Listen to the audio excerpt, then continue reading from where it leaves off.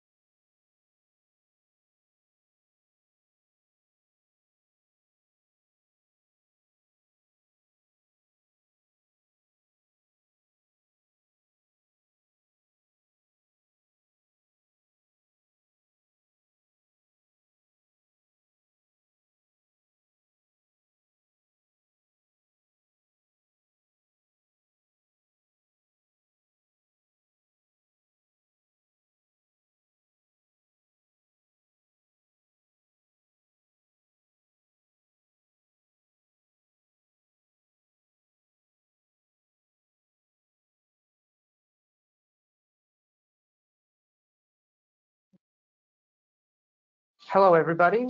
Welcome to CW Group's webinar on the agricultural industry.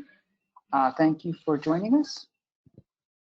And we would like to take this opportunity to share with you some insights about where we look at the agricultural industry going forward and some of the major trends that are going to impact and maybe change the dynamics of this industry. So without much further ado, let me just take you to the agenda and give you a brief introduction at the outset about our company. Then we'll have a quick macroeconomic overview. And before we sort of go into the depth of the industry and give you some detailed insights regarding where we see the industry going forward.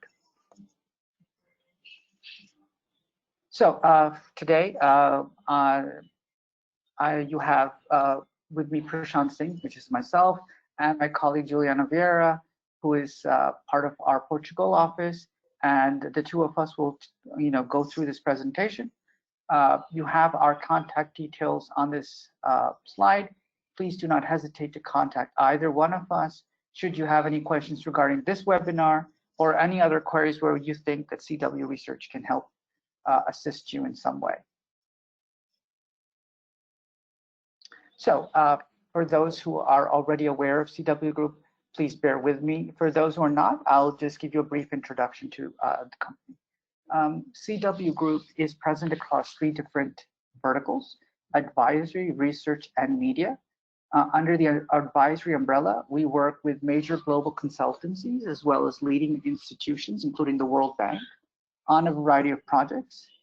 We provide consulting and advisory expertise on a diverse portfolio, which can range from not just purely building materials, but to petrochemicals, to steel, as well as other food products, including, milk powder.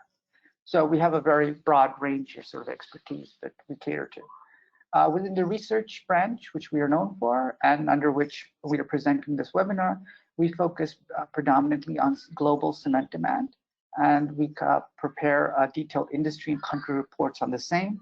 All our reports come with a historical review, as well as a forecast, 5-year forecast. We have multiple main products, including the VFR, which is the volume forecast report, and the trade prices report, which give you in-depth understanding of the global cement market. We also provide, of course, separate research, including the one that we are presenting today on agriculture, and later on, in the end of this month, on the chemical industry. So it's, for you to sort of join us and get our insights on that product. The last but not least, under the media umbrella, we have an online database where you can sign up to various newsletters to get the updated information from across the world. We have industry-specific meetings, one of which is going to be held in Madrid in the beginning of December. And we would, you can inquire about the details by an email. So let's get into, the meat of things. So currently, next slide, please.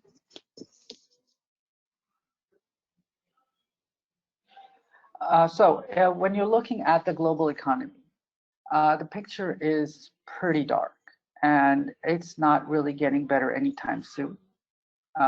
The numbers that come out are progressively worse, actually, with every passing week.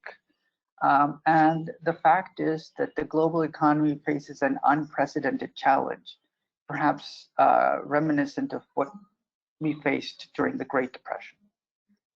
Aside from the economic crash, which obviously impacts the financial markets, this has led to a large-scale, huge spike in global unemployment.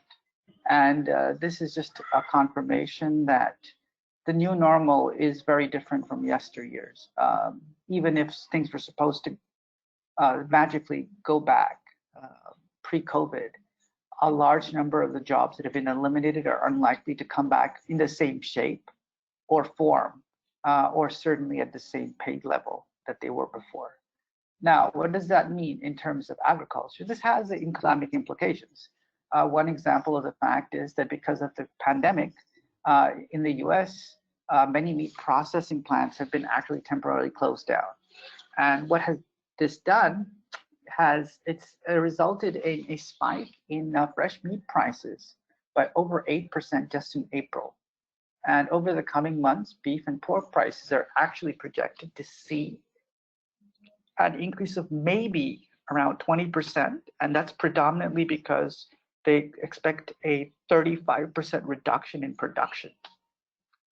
So this could actually mean that a large number of American tables could see meat being forced off as a menu because people simply can't afford it.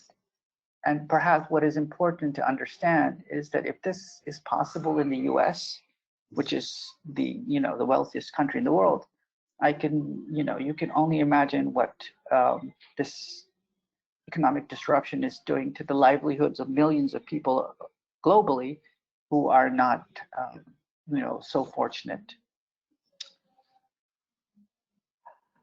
So next slide, please. So this is a current map of where coronavirus impacts stand as of today. Currently, the number of infections has reached around 6.6 million. And as you can see, it's migrated all the way from China now, and the first hotspot was Europe, and now the new hotspot was actually the US, and now it's moving to Brazil and South America. Unfortunately, the numbers keep climbing, and we do not have any respite in sight yet. Yes, we have been promised multitudes of vaccines to be offered coming shortly from any time from 6 months to a year. But until we actually see a vaccine candidate fully in trial after human, it's been tested on humans extensively, will I think we be able to understand that this pandemic is sort of being under control. And how does this impact agriculture? Well, we hope to share those insights with you over the next few slides. So getting into the meat of things, when you look at agricultural commodities and global production in tons, billions of tons, you see that actually it's a very stable graph. Unlike many other industries, we don't usually see a big increase or decrease, predominantly because most of these, the acreages for most staple products are set. The yields, of course, have been improving, but not by much. So the overall trend remains a stable outlook. Now, of course, this does not factor in events. This does not factor in events such as the pandemic.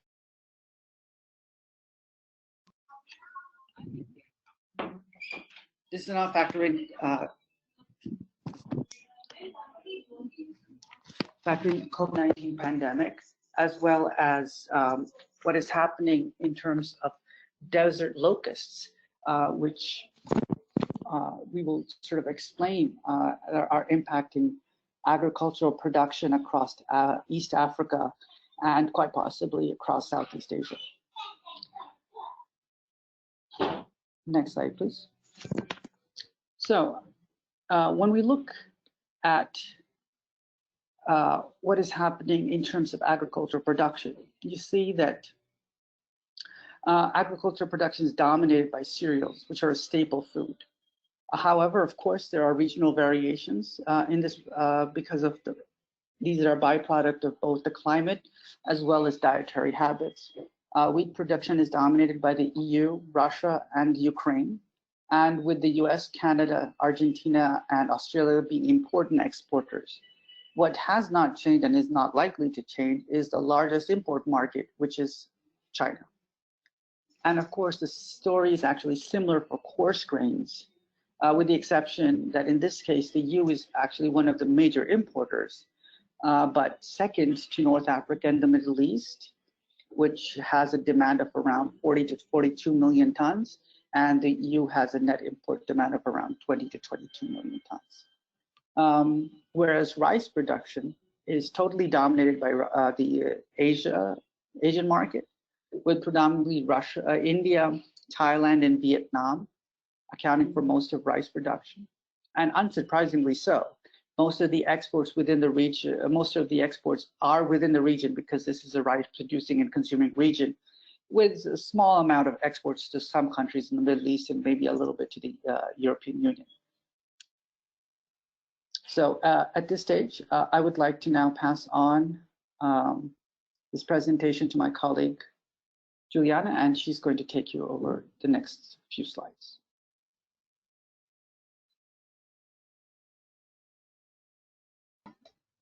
Thank you, Prashant. Hello, everyone.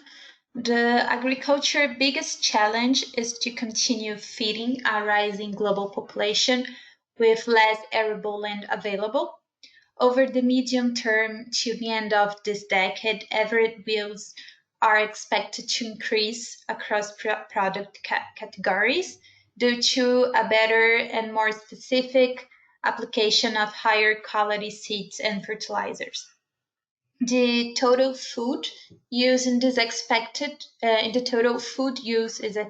to grow gradually over the next decade at rates of 1.2% per year for cereals, 1.7% for animal products, 1.8% for sugar and vegetable oils, and 1.9% for pulses and roots and tubers.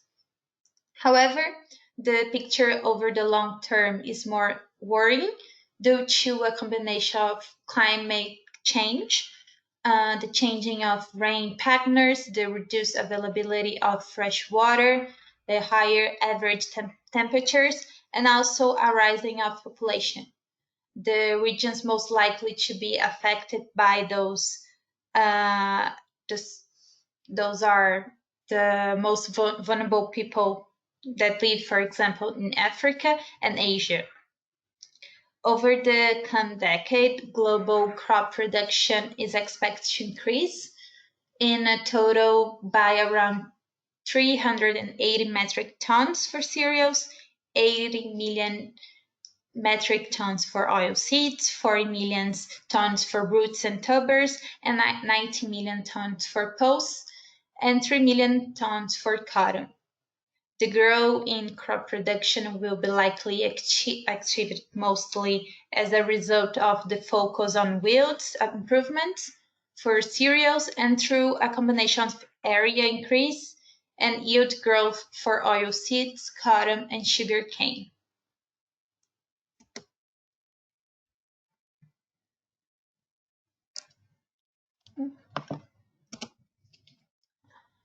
Unlike other industries, industries, global agricultural output is not likely to see a major change over the next decade in normal conditions, while at the moment agriculture output has yet to be impacted by the COVID-19 pandemic, and the longer it drags on, its impact will also be felt across agriculture output. We focus on cereals because these are the most heavily traded and produced. And while over the long term, maize is expected to see a higher growth in production than other cereals till 2025, and the status quo will remain with no major change expected in output when looking at the entire global agriculture production. While in pre-COVID-19 scenario, a reduction in wheat production in the European Union and Ukraine would normally not be a cause for alarm, the combination of bad weather, COVID-19 pandemic, and the Brexit, and the expected global economy recession and the result unemployment have created a significant challenge.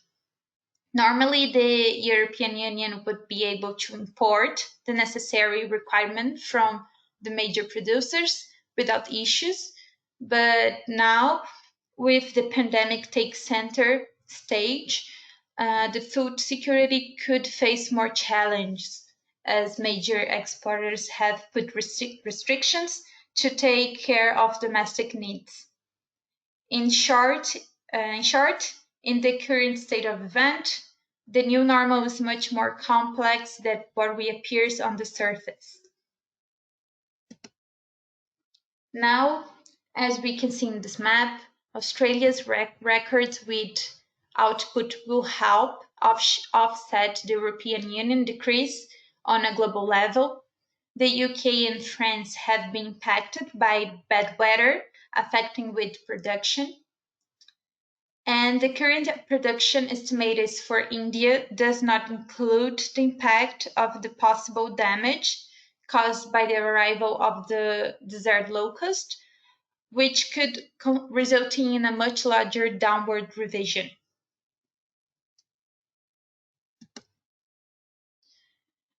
There is a shift in the dynamics of the bulk grain trade as a result of the massive Chinese port infrastructure favoring containers, as using containers allows for the mixing of products from multiple shippers.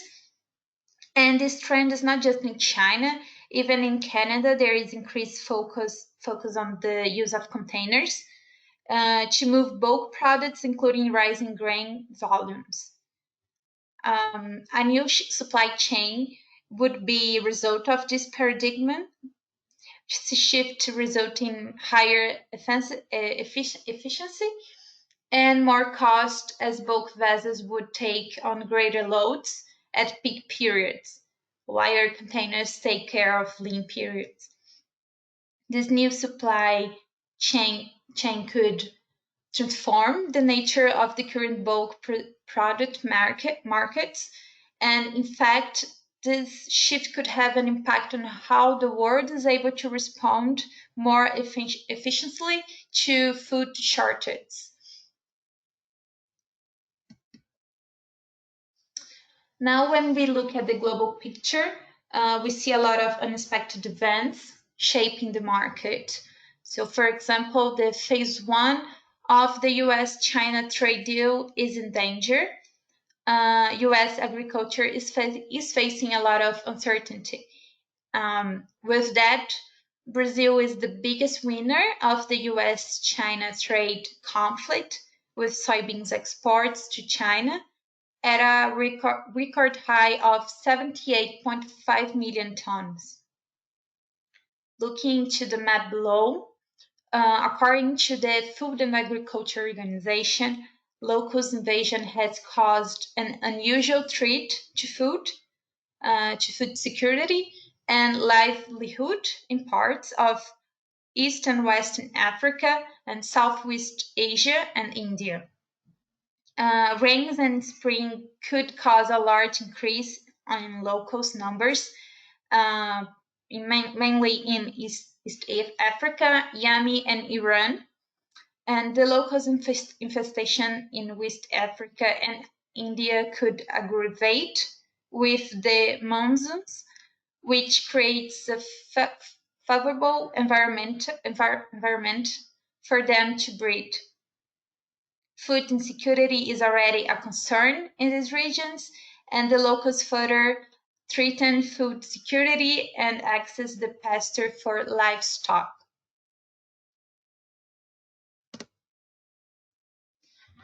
So from this point, looking out into the future, we need to talk about agriculture 5.0. Let's start with the smart farming. The use of sensors to maximize agriculture productivity and sustainability. The USDA reported that on average, corn farm operating profit of precision agriculture adopts was $163 per hectare, higher than for non-adopters. This advance can increase depending on the crop, and a greater use of smart farming services is vital to not only improving a farm's financial performance, but also to meet the food needs of an expanding population. So with that, I would like to thank you everybody. See you on our next webinar. Have a good day.